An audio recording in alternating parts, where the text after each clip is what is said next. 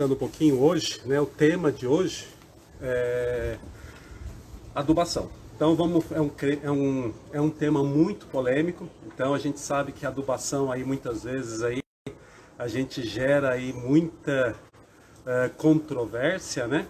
Mas é um tema aí bem interessante para a gente abordar aí, principalmente no cultivo de orquídeas e de micro-orquídeas, né, pessoal? Bom, pessoal, vamos vendo aí se o som, como é que tá o som, se tá tudo bem aí, tá? Se vocês estão me escutando bem. Hoje é um domingo de bastante frio, né? Aqui em São Paulo tá bem frio e foi um frio que passou aí pelo sul, né? Então aqui o pessoal do sul já sentiu esse frio aí, ainda tá sentindo um pouquinho, mas aqui a gente em São Paulo começou aí na sexta e no sábado, e aí a questão aí sempre de um cuidado a mais aí com as nossas orquídeas nesse momento aí de muito frio, né? Mas vamos lá, pessoal, vamos ver no som aí, Silene, Márcia, Jô, o Carlos, Carlile, ô Carlile, tudo bem? José Antônio, e é isso daí, pessoal. Então, vamos entrando aí, vamos curtindo, divulgando aí pro pessoal. E hoje, como a gente já falou, vou falar de adubação. E normalmente, como a gente sempre faz todos os dias, né? Ou durante todas as lives, a gente vai mostrar algumas plantas que estão floridas aqui em casa, né?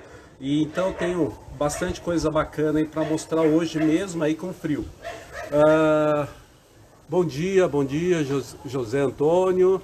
Bom dia, Lisiane, Márcia. Bom, obrigado pelo retorno aí, Márcia. Bom dia aí a todos aí pela live.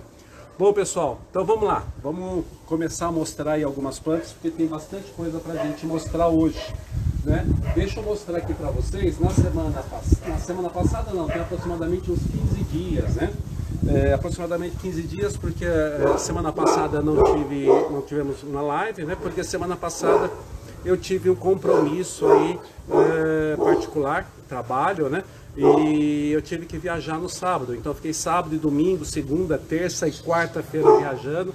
Só retornei para São Paulo na quinta, então não consegui aí fazer a live. Mas eu havia mostrado para vocês aqui, ó, o Asconcentro Christensoniano. Então ele estava começando a abrir naquele dia. Hoje aí como que ele já tá, ó. Já tá essa primeira haste, que ele tem aqui duas hastes florais, tá? Então tem uma desse lado que ainda não abriu e tem essa que já está começando a abrir. Então vocês vejam aqui, ó, ela já está bem aberta, né, o Christensoniano. Então a gente cultiva ele aqui no cestinho, mais como um apoio, né? E aqui para poder colocar os ferrinhos, e ele aqui se desenvolvendo muito bem aí, com uma floração, já presenteando a gente com uma floração, tá ok? Esse daqui foi aquela planta que eu mostrei para vocês semana passada. Então ela agora já está com as flores aí praticamente quase todas abertas. Da primeira haste, né? Porque ela tem duas hastes. Bom, deixa eu mostrar algumas outras coisas aqui interessantes. Aqui eu tenho um dendróbio, né? Caniculato, né? Então esse dendróbio aqui caniculato, olha só que bacana ele.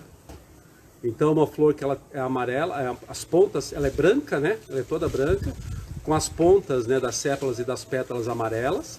E aí o labelo com desenho vinho, né? Bordeaux, um vinho bem forte, né? Então é uma planta ali também da Nova Guiné, Austrália. Então ela é uma planta aí que ela é bem rústica, né? Muito parecida aí o cultivo, muito parecida aí a forma que ela se desenvolve com as nossas Hofmannseggelas, né? Então olha só que bacana aí, ó. Então uma haste floral. E dessas daqui, desse grupinho, né? Desse grupo aqui de dendróbios, né? Que desenvolvem dessa forma. Essa daqui é uma das que as flores são um pouco maiores, né? E ela tem um contraste mais bonito, porque as outras normalmente tem um marrom, tem um amarelo, tem cores aí fortes também, mas essa daqui é o que tem o melhor contraste, né? Então ela é branca, né? O fundo branco, o labelo vinho e as pontas aí das sépalas amarelas, sépalas e pétalas, tá ok? E ela aqui com uma boa floração. Uma outra planta, que é aí do grupo dos dendróbios, né? Mas já dos epigênios, né? Esse daqui é o Cymbidióides. Então ela o bulbo dela é quadrado, né? Praticamente é quadrado, aqui um losango, né? E aqui eu cultivo ela em madeira, mas normalmente também ela é muito cultivada em vasos, né? E onde que ela se desenvolve bem. Essa planta aqui eu cultivo ela Em madeira já tem algum tempo, né? Então ela já desenvolveu alguns brotos, alguma enraização indo muito bem. Mas ó que bonita essa daqui, ó. Esse daqui é o Epigênio Cymbidoides. É uma planta aí bem bacana também, eu gosto bastante dela. Pela mesma forma, ela é branca, né? E tem um labelo aí colorido, lateralmente aqui ele é manchado. E na frente dele ele tem esse desenho aí muito bonito. Olha só. E aqui uma haste bem longa aí com... E o que é bacana é que todas as flores ficam abertas ao mesmo tempo, né? Então ela fica aí muito bonita. Olha lá, que bacana essa daqui. Então esse daqui é o Epigênio Dendribioides, Cymbidoides. Epigênio Cymbidoides, tá ok? Uma planta aqui bacana também, o Leptotes, né? Polytichinoi. Esse daqui ele já não abre todos ao mesmo tempo, né? Ele vai abrindo em sequência, né? Então aqui tem algumas flores que já murcharam e algumas outras murchando e algumas outras abrindo, né? Então esse daqui, deixa eu ver se eu consigo mostrar ele de uma forma. Aqui a flor, aqui que ela fica virada, né? Ó, então aqui, esse daqui é o Leptotes Polytichinoi. Então ele é rosada, né? As sépalas dele. As pétalas já são rosadas e o labelo rosado também. Olha ele aqui. Vamos mostrar novamente ele aqui. Tá? Então esse daqui já floresceu, abriu algumas flores. Tem algumas flores que estão abrindo ainda. Mas ó, bem bacana, uma planta bem saudável. Essa daqui eu cultivo normalmente, os Leptotes, eu cultivo elas em madeira. Tá ok? Bom, o que a gente tem aqui mais diferente para mostrar? Uma planta aqui que está começando a abrir aqui em casa também. Ó, essa daqui, a Dunksia, né? A Porphylla, né? A Porphylla. Aqui, essa daqui eu gosto muito do colorido dessa planta, né? As Dunksias são muito bacanas por causa desse colorido laranja, muito vivo, né? Olha só. Essa daqui tá um espetáculo, ó. Ela já está com uma haste floral, então ela está com 3 flores aqui. É uma planta pequena, né? Então é uma planta aí que é nova, não é tão antiga. Foi cultivada também no pedacinho de madeira e aqui ela se desenvolvendo, tá? Então assim, a gente vai aqui também testando, né? Tem plantas que a gente sabe que vão melhores no vaso ou vão em madeira, mas assim, o que é importante? Que você vá também vendo como que você vai cultivando, para você cada vez mais aprimorando a tua forma de cultivo, né? Então dentro do vaso, dentro da madeira, qual o ambiente que ela fica melhor. Então essa planta aqui, eu estou cultivando ali madeira, mas o que é interessante, eu já estou colocando num local que ele é um pouco mais úmido, né? O ambiente é um pouco mais úmido e ela está se desenvolvendo muito bem. Não teve problema de doença nem nada, a brotação, ó, tá saindo um broto novo aqui. E a planta está se desenvolvendo, está crescendo. Então o que é importante? A gente testando ambientes também dentro da nossa casa ou dentro do nosso orquidário, onde que as plantas se desenvolvem melhor, tá ok? Então essa daqui, Dunksia Porphylla. Olha ela aqui, ó. Muito bacana, o colorido laranja, fantástico. Uma outra planta que aí do gênero Dendrobium, né, que está começando também a florir nessa época, é uma planta já mais ajeitada, né? Então, Dendrobium Ansepsi. Então, esse daqui, olha. O Porum Ansepsi, né? Então, aqui, ó, a florzinha dele aqui. Ele nasce em toda a extensão das folhas, né? Então, isso daqui, olha. Aqui tem mais flores. Aqui tem alguns botões que vão sair ainda flores. Então, ela acaba saindo em toda a sua extensão das folhas, né? Ela acaba soltando brotos, soltando flores, né? Ela não é muito comportada, então ela se solta toda e ela fica normalmente pendurada, caída. Agora o que é interessante, que muitas vezes as pessoas falam assim, mas eu tenho esse Dendrobium, ele é o Dendrobium terminale, né? Ou Dendrobium Ansepsi, tal. Qual que é a diferença entre o terminale e o Ansepsi? O Ansepsi, normalmente as flores dele dão no meio aqui, ó, sempre nessa parte do meio das folhas, né? Já o Dendrobium terminale, ele nasce uma extensão na ponta e a flor sai aqui da ponta. Ele não dá flores no meio. Então, normalmente é isso, tá, gente? Às vezes você pega um Dendrobium, que teve algumas vezes no comércio que colocaram o Dendrobium Ansepsi como terminale, mas não é, tá? O Ansepsi ele vai dar flor sempre no meio e o terminale sempre na ponta. Então essa é a diferença. Eu até tenho um terminale, o terminale normalmente ele é um pouco menor, né? Para vocês terem uma ideia aqui, ó. Esse daqui é o terminale. ele é um pouco menor. Olha aqui a haste floral dele, aqui, ó, uma haste floral seca, ó. Ela sai aqui na ponta, né? Então ele não dá flor no meio, ele só dá flor aqui na ponta. Como o nome diz, terminale. Então, sempre na parte terminal da folha. Tá ok? Deixa eu ver o que eu tenho mais aqui para mostrar para vocês. Ah, tem uma outra planta aqui que não está ainda completamente aberta. É uma espequilinha, mas ela está muito bonita. Olha só quantas hastes florais tem nessa planta, ó. Isso daqui é a Specklinia marginalis. Ela não está totalmente aberta, mas dá uma olhada na quantidade de hastes que essa planta tem. É uma planta muito florífera, ela abre praticamente aí quase toda ao mesmo tempo. Está começando a abrir, então aqui ela vai abrir, daqui a pouco ela vai abrir todas essas flores aqui. Então é uma planta aí fantástica também, ó. Specklinia marginalis, tá? Qual a diferença que ela tem do grob? O grob normalmente a flor é um creme, né?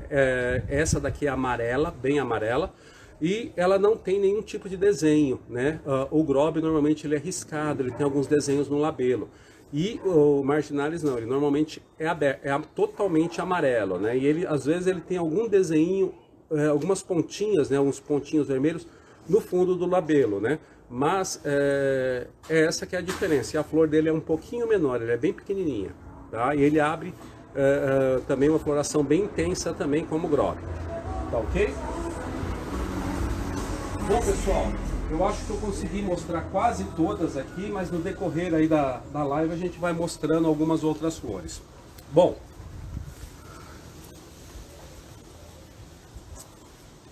hidratar um pouquinho, gente. Então vamos lá, vamos falar sobre adubo, tá?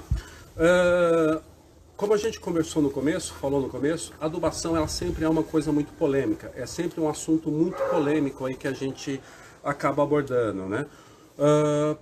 Mas o que é interessante? A gente entender o que é a adubação e o que é o adubo. E a partir daí, dentro do nosso cultivo, a gente escolheu o adubo ou a adubação que a gente vai fazer, certo? Por isso que é importante, muitas vezes a gente fala assim, e as pessoas questionam a gente, ô Roberto, mas qual que é o melhor adubo, qual que é o melhor substrato, qual que é a melhor forma de plantio? Não existe uma melhor forma de plantio, não existe uma melhor forma de vaso, não existe uma melhor forma de cultivo, tudo isso você tem que fazer conhecendo o teu orquidário, conhecendo a tua forma de cultivo. Tá ok? Então é muito mais importante a gente ter a informação e aí com essa informação a gente dentro do nosso orquidário a gente vê qual que é a melhor forma que a gente vai fazer. Bom, em primeiro lugar, o que é a adubação? Né? A adubação é um ato que a gente faz ou devolve aí nutrientes, alguns elementos, animais ou vegetais, para o solo ou para o vaso ou onde que a planta esteja fixada para que ela possa absorver esses nutrientes e se desenvolver. Beleza? Então a adubação é isso. A gente devolve aí ou recupera um solo ou a gente recupera aí um ambiente estéreo para que devolvendo para ele nutrientes, né? Para que a planta ali, o vegetal, ele possa absorver. O que é adubar? Adubar é o ato que a gente faz e coloca esses nutrientes aí ou no vaso, ou na madeira, no toquinho, ou no solo. Então é isso que a gente faz. Beleza? Então isso é uma coisa que a gente faz. Agora, o que é interessante, tá? Que a gente tenha que ter noção de uma coisa bem interessante. O que o adubo não faz? Tá? Então, o que o adubo faz? Ele devolve esses nutrientes, devolve os minerais, devolve ali alguns hormônios, né? Para o vegetal, para o solo, para que ele possa absorver. Então, isso é o que ele faz. E o que ele não faz? Ninguém fala sobre isso, né? Normalmente aí todo mundo fala no que o adubo faz, mas não fala no que ele não faz. E é uma coisa que eu sempre comento em todos os cursos, em todas as palestras, e isso é muito importante que todo mundo tenha essa noção. O que o adubo não faz? Ele não corrige erro de cultivo, tá? Então não adianta a gente comprar um adubo, pode ser o melhor adubo do mundo, se a gente não prestar atenção no nosso cultivo, na nossa forma de cultivo. Então a gente tem que prestar muita atenção na luminosidade que a gente está dando para as nossas plantas, a gente tem que pensar na ventilação que a gente está dando para as nossas plantas, não acumular muitas plantas no espaço pequeno, tem que tomar muito cuidado com isso. A questão aí que a gente tem com a padronização do nosso cultivo, então plantas que são de ambiente seco, a gente coloca de um lado do orquidário, de ambiente mais úmido, de um outro lado do orquidário. Plantas que estão plantadas no esfagno, a gente coloca num local. As plantas que estão plantadas em madeira, a gente coloca em outro local. Porque se a gente deixar tudo misturado, isso vai acabar atrapalhando, principalmente num outro ponto muito importante, né, que é a rega e também a questão da adubação. Então é importante a gente padronizar esse cultivo. Tanto questão vaso, substrato. Então, vaso, substrato, o que a gente vai utilizar sempre? Vasos proporcionais ao tamanho da planta, né? Nunca vasos muito grandes, que isso também prejudica a planta. E essa é a parte importante. E a outra parte também é a rega. Então eu sempre coloco esses 4 pontos em primeiro lugar antes da adubação. Por quê? Se esses 4 não tiverem sido realizados pelo orquidófilo ou pelo cultivador, de nada vai adiantar eu fazer a adubação. Tá? Então, se eu não tenho um ambiente bem ventilado, né, ou bem ventilado, a planta não tem espaço ali para se desenvolver, acaba tendo problema de fungo, doenças, essas coisas. Se eu não tenho uma boa luminosidade, a planta não se desenvolve, ela não cresce, ela não vai para frente, né? Então ali ela acaba não desenvolvendo raízes. Se eu não tenho um ambiente que não é ventilado, e não é só a ventilação da planta, é a ventilação da raiz. Então não adianta você ter um substrato velho, um substrato estragado, que não tem ventilação na raiz, a raiz acaba morrendo. Então ventilação na planta e ventilação na raiz, isso é muito importante. A questão aí das regas, tomar muito cuidado com o excesso de regas também dentro do nosso orquidário. E a padronização de cultivo. Porque se eu não tiver esses 4 pontos realizados, a planta não vai se desenvolver bem e ela não vai ter raízes saudáveis. Tá ok? Se ela não tem raiz saudável, ela não consegue absorver adubo. E aí que é a grande questão. Esses 4 pontos são importantes para quê? Para que a planta se desenvolva bem, ela vai se desenvolver bem. Tendo raiz saudável, quando você adubar a planta, ela vai ter como absorver esses nutrientes. Se ela não tem raiz saudável, ela não se desenvolve. Se não tem uma boa aração no substrato, a raiz não se desenvolve bem, ela acaba apodrecendo. Se você tiver um excesso de rega, essa raiz acaba apodrecendo também. Se você tiver aí, não tiver uma boa ventilação, a planta também acaba pegando doenças, você vai usar defensivos e pode pegar fungo, a sua planta morrer. Então vocês vejam, a luminosidade também, porque ela vai se desenvolver. Então, se eu não atacar, se eu não fizer esses 4, a primeira lição de casa, né, esses 4 pontos, se eu não fizer os primeiros, depois não adianta eu colocar adubo, porque a planta não vai absorver, a planta não vai se desenvolver. Beleza? Então, isso é muito importante. O que é importante aí que a gente tenha a noção do adubo, né? Muitas vezes a questão do adubo.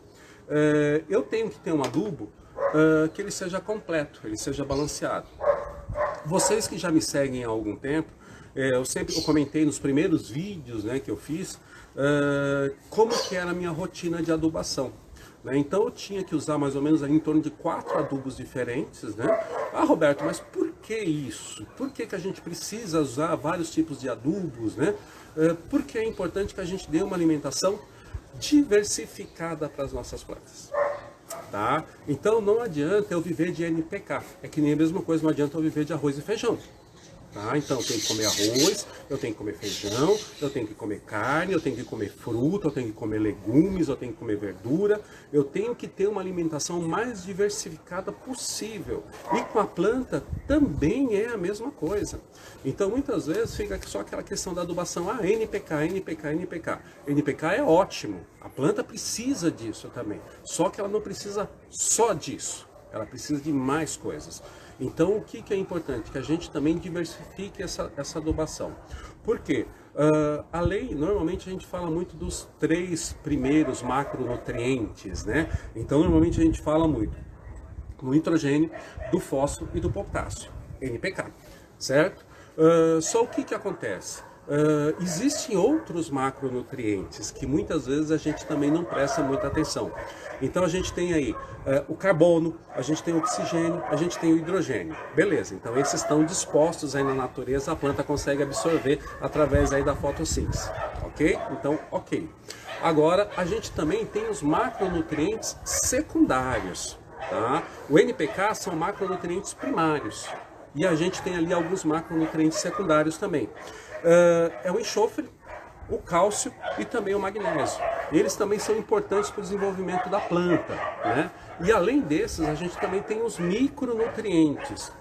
Porque muitas vezes aí também, gente, o adubo, a gente tem que olhar dentro desse adubo o que ele tem de ingredientes. Então não adianta a gente falar assim, olha, usa esse adubo que é bom, tá?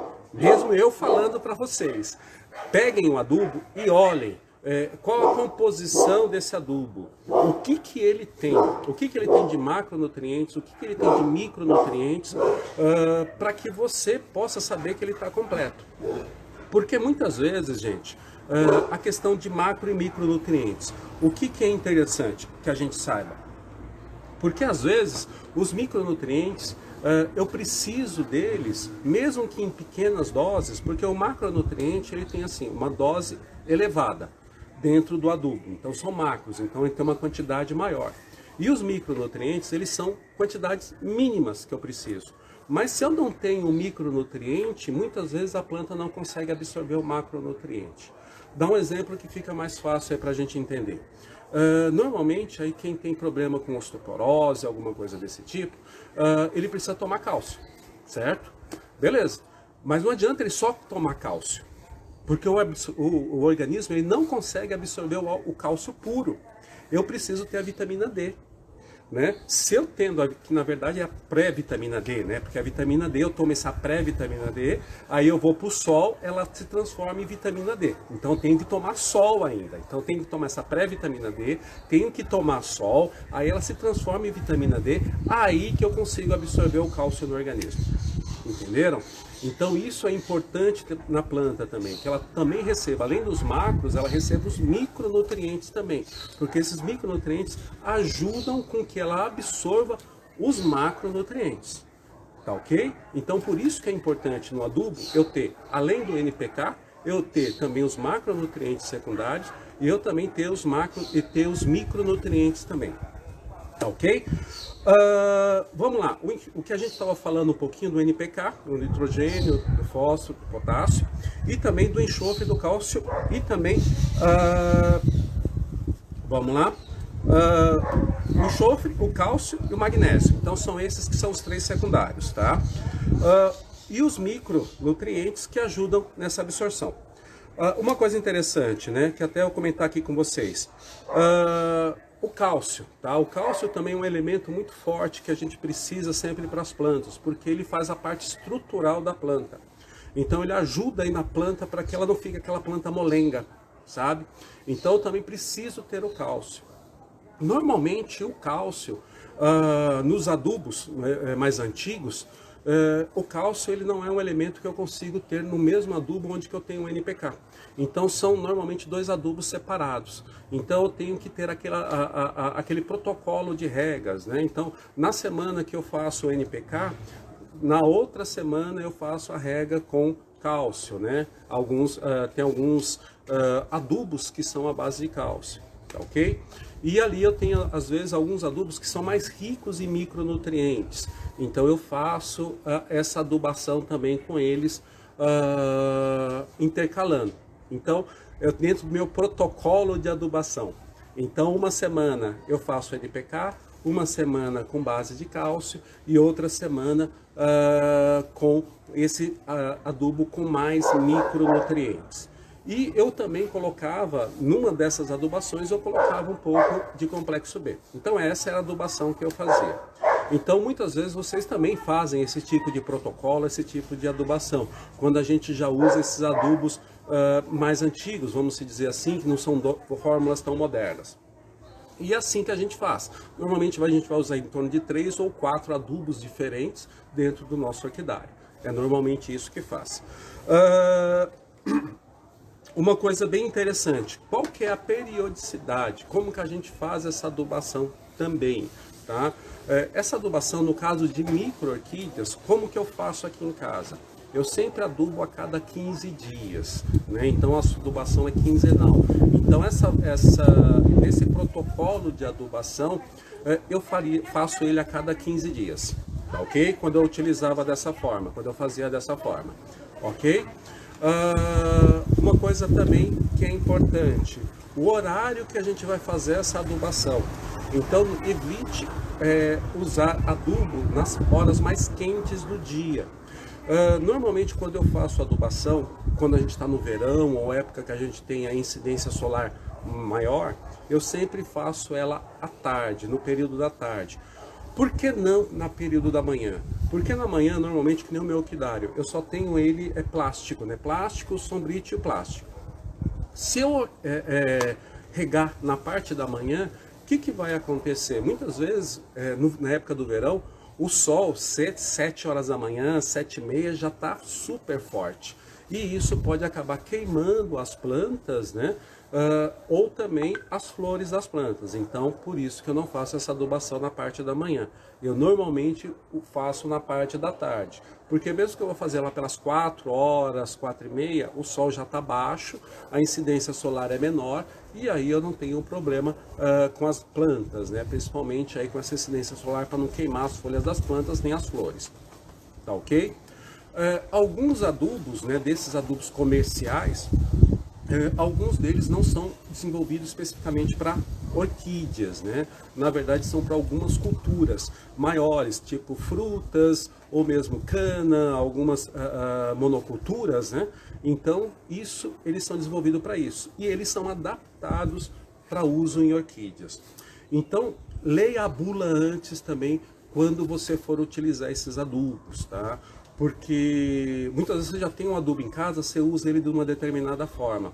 E aí, de repente, você pega essa adubação, você muda a marca do teu adubo. NPK também é 20-20-20, vou usar da mesma forma que eu usava o outro. Não faça isso.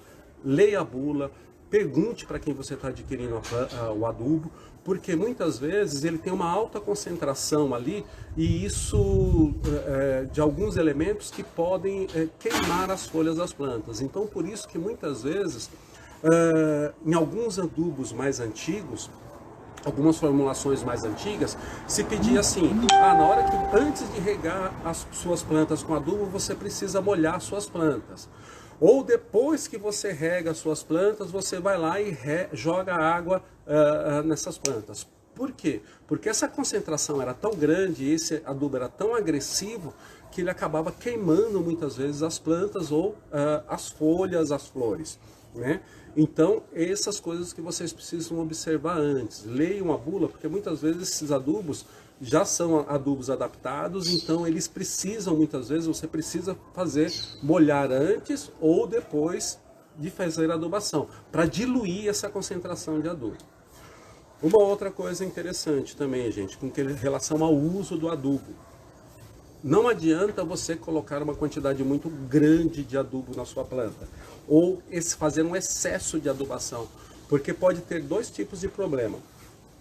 Eu não tenho nenhuma planta aqui para mostrar para vocês dessa forma. Mas uma coisa bem interessante, aqui tem uma que isso acaba mostrando para vocês. Olha, essa daqui é uma planta que eu tenho aqui no orquidário, tá? E é uma planta que é uma restrépia, né? Então a restrépia, essa daqui é a Mendozae.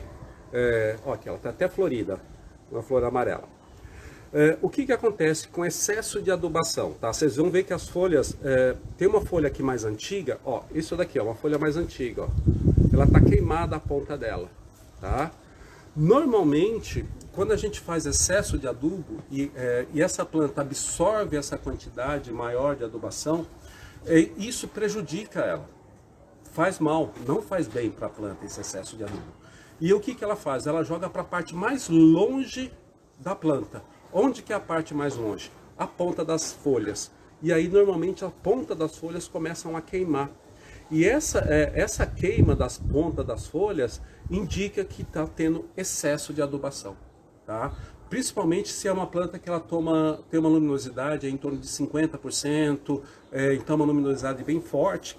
Então o que vai acontecer? Com o passar do tempo, ó, vocês vão ver, ó, tem aqui, ó, essas folhas mais antigas delas, ó, estão todas com as pontas queimadas. Essas pontas queimadas indicam que em algum momento do cultivo dessa planta, ela teve excesso de adubação. Ou para desenvolver, ou para brotação, ou alguma coisa desse tipo. Ou mesmo para floração, para comercializar. E aí o que acontece? A planta começa a jogar esse adubo para a ponta das folhas. E esse acúmulo de sal faz com que essa ponta queime. Então também tome muito cuidado com isso. Agora vocês vejam que as folhas novas, elas já não estão com as pontas queimadas, que a adubação já foi feita corretamente. Tá ok?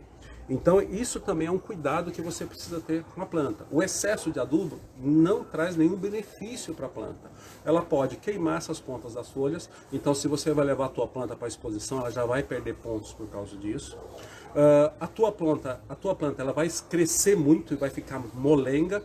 E a tua flor, muitas vezes você olha para uma flor, uma planta bonita, né? Então vamos dizer, a gente vê muito isso em exposição. Você vai numa exposição, é uma pena que não está tendo agora, né? Mas logo elas voltam. Você vai ver algumas plantas na exposição, a pessoa compra uma planta e fala, poxa, essa planta é uma labiata linda, maravilhosa, formosa, parará. E aí muitas vezes você vai ver a planta, ela está meio caída, ela está meio molenga, ela não está muito bem armada, ela não está bonita. E aí você fala assim, poxa, o que eu fiz de errado? Muitas vezes é esse excesso de adubação que acaba prejudicando as plantas, porque esse excesso de adubação ela cresce desordenadamente, então ela cresce mais do que ela tem substância para dar para a flor ou para a planta. E aí o que acontece? Ela fica molenga, ela fica mole, ela não fica muito bem armada. Então esse é um grande problema que a gente tem normalmente quando a gente fala na questão principalmente de excesso de adubação. Então tomem cuidado com excesso de adubação. E muitas vezes a adubação que a gente não faz ela à base de cálcio, porque o cálcio ele tem um dos pontos positivos do cálcio, ele também é um regulador da absorção de elementos nocivos para a planta. Então se a planta você está fazendo um excesso de adubação, mas você tem uma adubação de cálcio, muitas vezes, claro, não vai ser uma quantidade excessiva, mas se você um dia errar, o cálcio ele também tem a propriedade de fazer com que a planta não absorva o que é nocivo para ela. Então esse excesso de adubação também ela acaba ajudando nisso, tá ok? Vamos lá, continuando. Uma outra coisa bem importante, então excesso de adubação não adianta, que não resolve nada da planta, você só prejudica cada vez mais a planta. Uma outra coisa bem interessante, a planta ela só consegue absorver adubo se esse adubo está diluído, tá? E se ele estiver diluído em água, eu consigo ter essa absorção dos líquidos, né? Se ele estiver absorvido em água, eu consigo fazer, a planta consegue fazer essa absorção, tá ok? Então eu preciso diluí-lo em água. E o que é interessante? Como o bocache, né? Então a gente muitas vezes tem um bocache, ele é um adubo sólido. E o pessoal fala assim, mas eu só coloco o bocache, a planta absorve. Não, o bocache ele não é absorvido pela planta. Como assim, Roberto? Não é absorvido pela planta. Porque o bocache ele é sólido, então a planta não absorve. O que a planta vai absorver? Muitas vezes a gente vai colocar o bocache, ela vai aparecer um funguinho, vai ficar meio feio, aquele fungo aparecendo ali no adubo, né, no vaso. Você fala, nossa, como ficou feio, tá apodrecendo. Mas é aquilo que precisa acontecer. O fungo entra em ação no bocache e dissolve aquilo. Dissolvendo o bocache, aí é que a planta vai conseguir absorver. Beleza? Então isso ele precisa ser diluído. Então precisa diluído em água, para a planta poder ser absorvida, para a planta poder absorver. Uma outra coisa bem interessante é a umidade, né? Então essa umidade também é importante. Se a umidade estiver entre 15% e 25%, é o ideal para que a planta, né, que o substrato esteja nessa umidade, entre 15% e 25%. É o ideal para que a planta possa fazer a absorção dos nutrientes para ela. Então, se eu tiver muito seco, ela não consegue absorver. Se tiver muito molhado, ela também não consegue absorver. Então, o ideal é que fique entre 15% e 20%, ou 25%, 30%, 25%, em torno de 15% a 25%. porque aí ela consegue absorver todos os nutrientes dela, que ela precisa, beleza? Então a água também é muito importante. Uma outra coisa bem interessante é o substrato, tá, gente?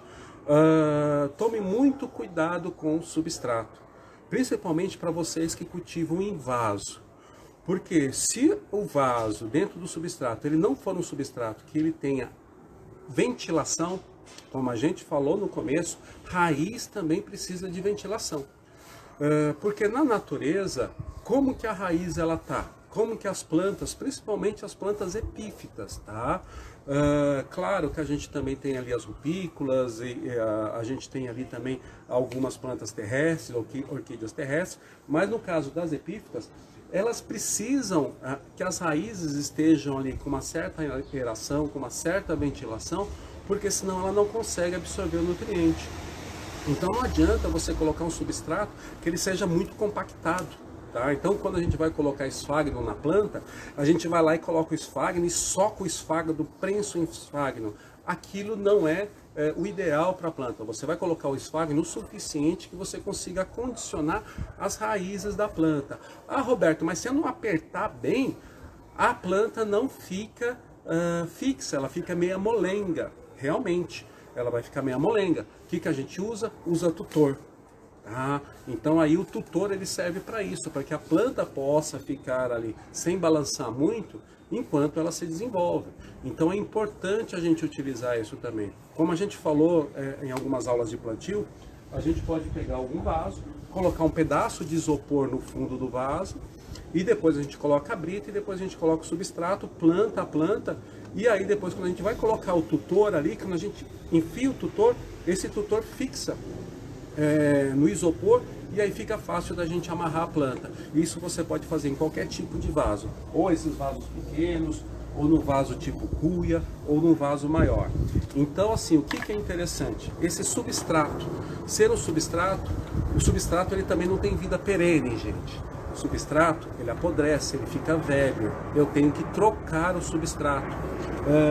Então vocês vejam que eu até mostrar uma planta que é bem bacana para vocês. Deixa eu ver ela aqui. Quando eu fiz o vídeo, tem aproximadamente um mês, mais ou menos, que eu fiz um vídeo para vocês, mostrando algumas plantas, ou trocando o substrato de algumas plantas, que o substrato estava velho, ok? Dentro daquelas plantas, eu tinha essa planta aqui. É o Pleurotalis pelican... oh meu Deus do céu! Luerella, é a Luerella, que eu chamo sempre de Pleurotalis, né? É Luerella pelicaniceps, tá? Então eu fiz a troca desse substrato tem uns 30 dias mais ou menos. Olha aqui, ó, já tem broto novo saindo. O broto novo já está aqui. Então a planta responde muito rápido quando a gente faz essa troca de substrato. E aí o que acontece? Ele tem ventilação, ele tem força, as raízes ficam fortes, a raiz consegue absorver o nutriente e consegue absorver o adubo que a gente está colocando na planta, beleza? Então isso é muito importante. Então troque o seu substrato, ficou velho, troque. Normalmente o substrato aí à base de esfagno, ele vai durar 1 ano e meio, 2 anos no máximo do que isso. É um substrato mais em torno de casca de macadâmia, chips de pinos, né? Esse já vai durar um pouco mais, aí uns 2 anos, 3 anos, tudo vai depender da forma que você cuida das suas orquídeas. Se é brita, uns 4 anos, mas também a gente precisa fazer uma higienização ali do vaso depois. Ah, mas a brita não estraga, mas acumula ali muitas vezes adubo, algumas coisas que vão ser nocivas para a planta com o passar do tempo. Então a gente também precisa fazer uma higienização daquele vaso. Já em madeira, aí quando a madeira apodrece, a gente tem que trocar também. Quando é madeira mais dura, madeira de lei, esses tipos de madeira, como essa daqui, ó, isso daqui é um Epidendrum Phylactylum. Então é uma madeira mais resistente, mais dura, ó, mas a raiz, ó, como é que ela tá se desenvolvendo muito bem, ó. A planta está cheia de broto, ó. Tenho aqui, ó, 1, 2, 3, 4, 5, 6, 7 brotos. 7 brotos nessa planta, ó como que ela está se desenvolvendo bem. E a raiz. Aí, quando a gente tem uma raiz saudável, que nem nessas plantas, porque a gente trocou o substrato, não deixou o substrato ficar muito velho, aí ela consegue absorver os nutrientes. Aí ela consegue se desenvolver bem. aí sai a brotação, sai a floração, sai tudo que a gente quer, porque aí a gente precisa aprender a cuidar dessa parte da planta. Aí o adubo, ele vem depois, como um complemento, porque ela já está preparada, está bem se desenvolvendo, as raízes estão saudáveis, então quando a gente coloca o adubo, ela absorve. Beleza? Então, isso que é importante, a gente diversificar, né? Ou a gente dar uma alimentação mais diversificada possível para nossas plantas.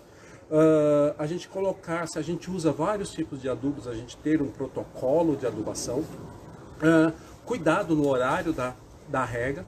Se é um adubo que ele é um pouco mais concentrado e o fabricante indica para que você molhe antes ou molhe depois, siga a instrução dele.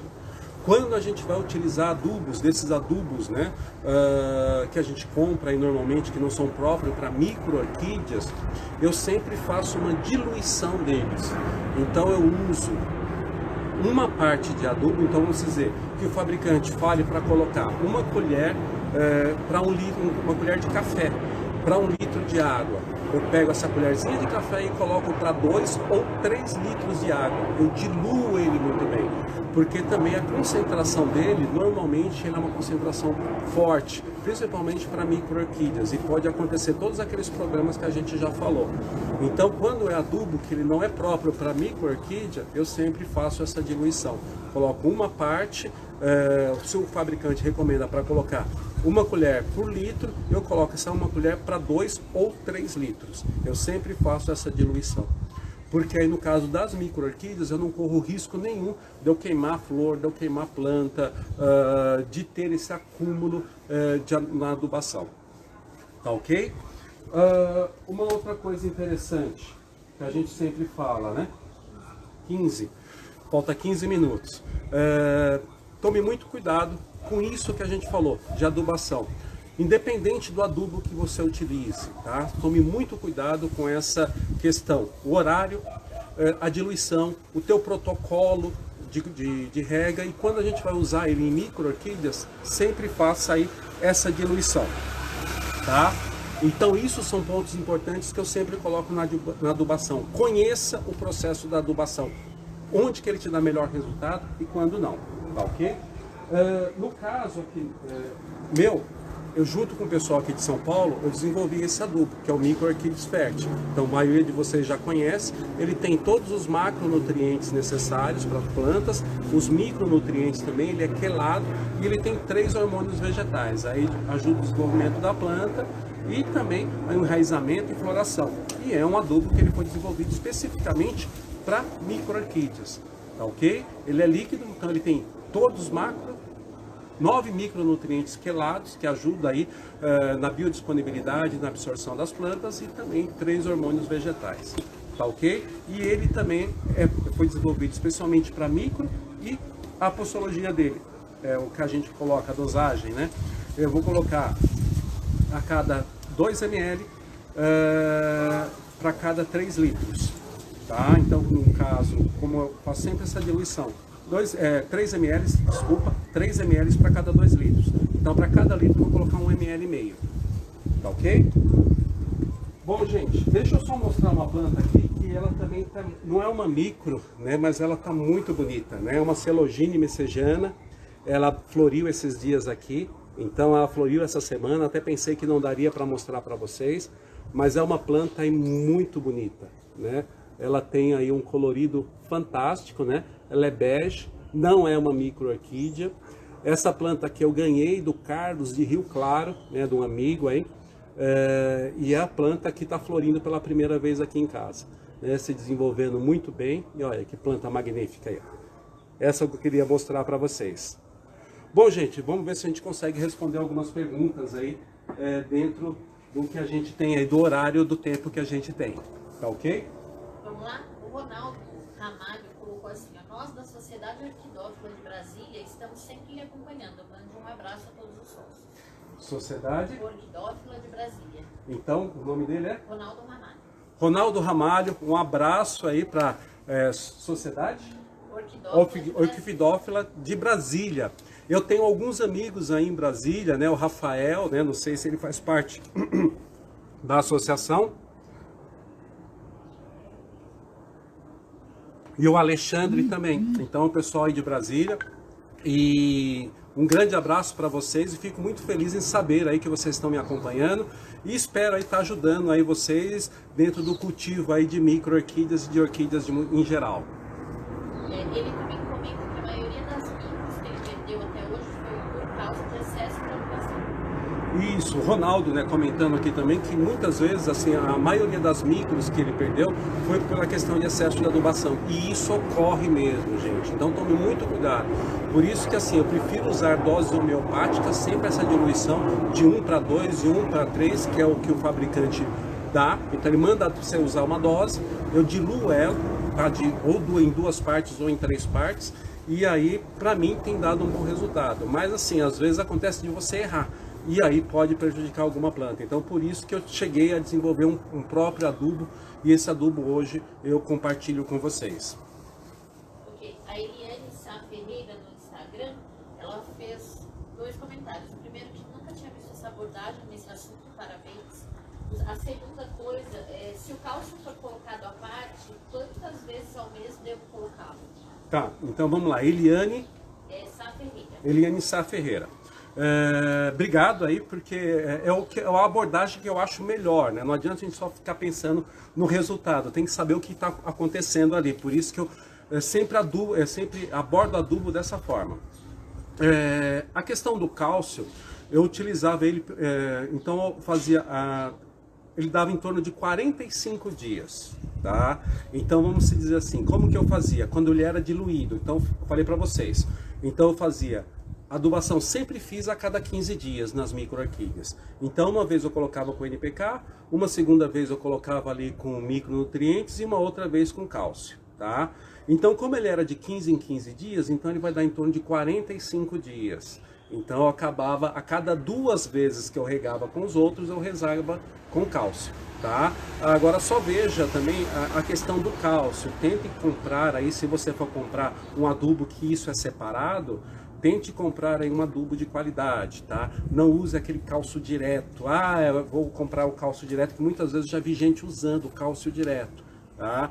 Isso ali pode te dar algum problema no futuro, tá? Então tome muito cuidado com isso. Compre sempre aquele cálcio, mas de uma marca conhecida, de uma marca idônea e onde que você possa fazer esse uso. Então no meu caso, quando eu fazia esse uso desses adubos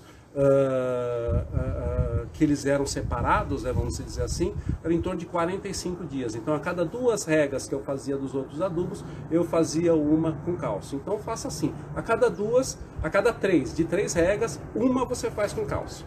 Tá ok? Então cada 3 você usa adubo, 20-20-20, um ali de micronutrientes e um de cálcio. Sempre faça esse tipo de protocolo. Tá ok? A Eliane Lacerda no Facebook perguntando qual o melhor jeito de cultivar a pendícula de Rondônia. Vamos lá, a pendícula, tá? Eliane de Rondônia. Eliane Lacerda. Eliane Lacerda de Rondônia. Ela está me perguntando qual o melhor jeito de cultivar a pendícula, tá? A pendícula é um gênero. Por favor, você podia pegar essa planta que está aí atrás? Isso. Vou tentar não passar do tempo, gente, porque não tem jeito. O Instagram cai, mas eu não quero passar. Essa daqui é uma pendícula, tá? Pendícula micranta, tá? A pendícula eu tenho vários gêneros. Só que como a gente tem vários gêneros, eu também tenho vários tipos de planta. Então, Rondônia é quente, porém muito úmido. Normalmente ali a região amazônica tem disso, tá? Então o que você precisa observar? A pendícula, a espécie de apendícula que você vai levar para o seu cultivo, se é uma pendícula de clima quente. Entendeu? Então você vai olhar dentro daquela espécie de apendícula que você quer, se essa apendícula é de um clima quente e que gosta de umidade. Esse é o melhor caminho. Então assim, porque muitas vezes tem algumas apendículas, né, bruxifolia, se eu não me engano, ela é de um clima mais frio ou mais temperado. Já no caso da micranta, ela já gosta de um clima mais quente. Ela também fica exposta ao sol, muitas vezes. Então ela gosta de clima quente. Então é isso que você tem que observar. Dentro daquele gênero que você quer levar para o cultivo na sua casa, se esse gênero se adapta ao teu clima. Nem toda espécie, nem todo gênero que a gente quer ter, a gente pode ter. Então isso que é o importante. Veja, dentro da espécie que você quer ter, consulte. Coloque o nome da espécie assim, ó, vamos dizer, você vai colocar Apendícula micrantha e coloque a letra IOSPE, IOSP, tá? Vai te levar para um site que ali você consegue consultar qual que é a temperatura da planta, qual que é o clima, qual é a altitude que ela vegeta. Ali você vai ter uma série de informações, luminosidade, e isso vai te ajudar a você fazer a melhor escolha. Então é isso. Veja dentro do gênero apendícola qual que é a melhor espécie que se adapta ao teu clima. Tem espécie que vai se adaptar e tem espécie que não. Então isso que é importante. A gente tem que escolher as espécies conforme o nosso clima. E a apendícola é assim. Tem algumas espécies, que nem a micrantha, eu tenho certeza que aí vai dar certo. Mas tem outras que eu acho que não vai dar. Então é isso que é importante. O cultivo é o mesmo. Agora, o que vai ser é se a espécie se adapta à tua região e ao teu orquidário. Ok? Isso que é importante. O apendícola, no caso a micrantha, é muito fácil. Cultivo com vaso, substrato que eu utilizo. Normalmente é um substrato misto para todas elas, tá? De casca de macadâmia, casca de coco e carvão, e misturo com um pouco de esfagno, tá ok? Uns 10% mais ou menos de esfagno. E isso é o substrato que eu utilizo para cultivar as apendícolas aqui em casa. Só que eu estou em São Paulo, a altitude aqui em torno de 800 metros, um clima tropical, né? Tropical, mas o subtropical, vamos dizer assim. E então assim as temperaturas não ficam tão elevadas. E a minha umidade ambiente é baixa, então eu tenho que compensar essa umidade ambiente. Tá ok? Então é assim que eu cultivo as apendícolas. Ok, 4 minutos. A D Aversa está perguntando, posso colocar no molequinho a Díquia Pêndula?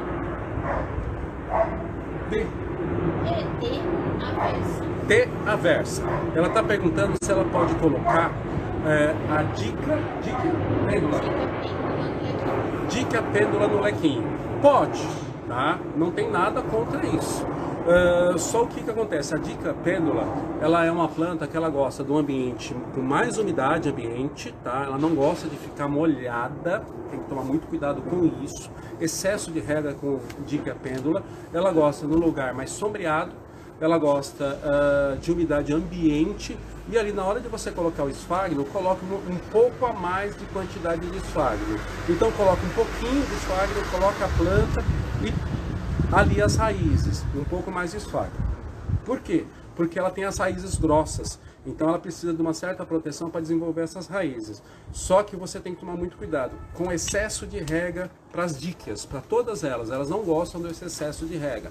Então dá para plantar no lequinho, você vai ter que colocar um pouco mais de substância, um pouco mais de esfagno para ela. Ela vai bem no vaso também, tá? No vaso vai muito bem.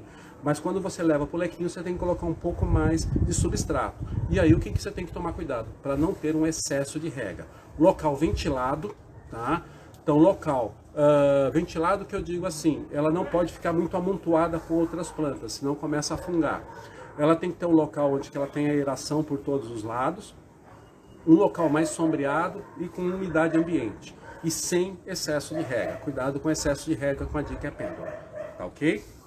Bom, gente, o tempo, não sei se dá para responder mais uma. Tem 2 minutos. Vamos lá, então. A Elisita G. Picote está perguntando qual a frequência que devo usar cálcio na adubação. Elisita?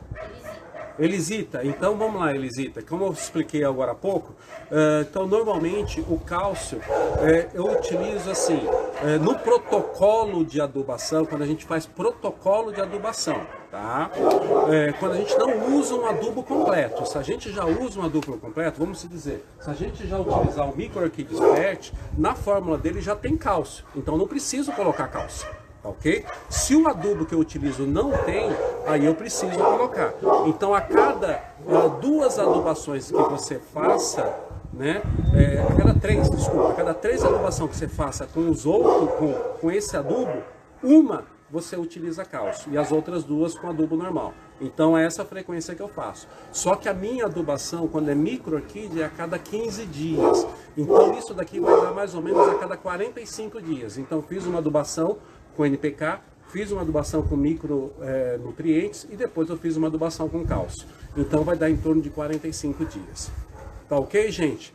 Bom, pessoal, já tá aí dentro do horário que a gente podia, aí já deu, né? Então vamos ter que encerrar. O pessoal tá agradecendo. Eu que agradeço aí vocês todos, né, por participar da gente, aí participar dessa live, desse domingo, né? E agora vamos preparar o almoço aí pra gente curtir o restante do domingo. Tá ok, pessoal? Um grande abraço, muito obrigado a todos. E semana que vem a gente está aqui novamente às 11 horas falando de outro tema interessante aí para o cultivo de micro-orquídeas. Um grande abraço, até mais!